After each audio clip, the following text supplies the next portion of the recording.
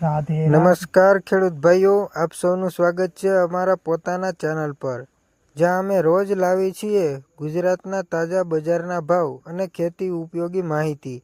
આજે આપણે વાત કરવા જઈ રહ્યા છીએ 30 જાન્યુઆરી 2026ના કપાસના તાજા ભાવ, ગુજરાતની અલગ અલગ યાર્ડોમાં કપાસ કેટલાક ભાવે વેચાયો, અને અંતમાં મહત્વપૂર્ણ માર્કેટ અને એનાલિસિસ અને સલાહ।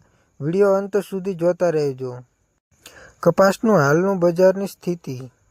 ખેડૂત મિત્રો, હાલ કપાસના બજારમાં માંગ સ્થિર છે। ટેક્સટાઇલ મિલો તરફથી મધ્યમ ખરીદી જોવા મળી રહી છે।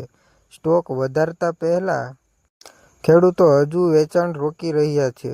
ગુણવત્તાવાળા કપાસને સારો ભાવ મળી રહ્યો છે। ભેજવાળો કપાસ ઓછા ભાવે જાય છે। યાર્ડ મુજબ કપાસના ભાવ। હવે જોઈએ આજે કપાસના ભાવ યાર્ડો પ્રમાણે। સૌ પ્રથમ છે રાજકોટની યાર્ડ।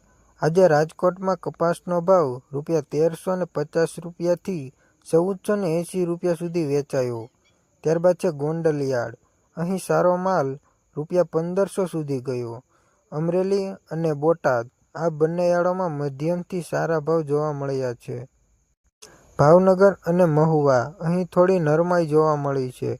ભેજનું કારણ મુખ્ય રહ્યું। અમદાવાદ અને જૂનાગઢ, અહીં ઊંચી ક્વોલિટી કપાસને સૌથી વધુ ભાવ મળ્યો છે। બજાર ટ્રેડ અને આગાહી। ખેડૂત મિત્રો, આવનારા દિવસોમાં જો નિકાસ વધશે તો ભાવમાં સુધારો શક્ય છે। ફેબ્રુઆરી મધ્યમ સુધી બજાર સ્થિર રહેવાની શક્યતા છે। સંગ્રહ કરનાર ખેડૂતોને ફાયદો થઈ શકે છે, પરંતુ ભેજવાળો કપાસ રાખવો જોખમી છે। ખેડૂતો માટે સલાહ: જો કપાસ સૂકું અને સાફ છે, થોડો સમય રાખી શકો।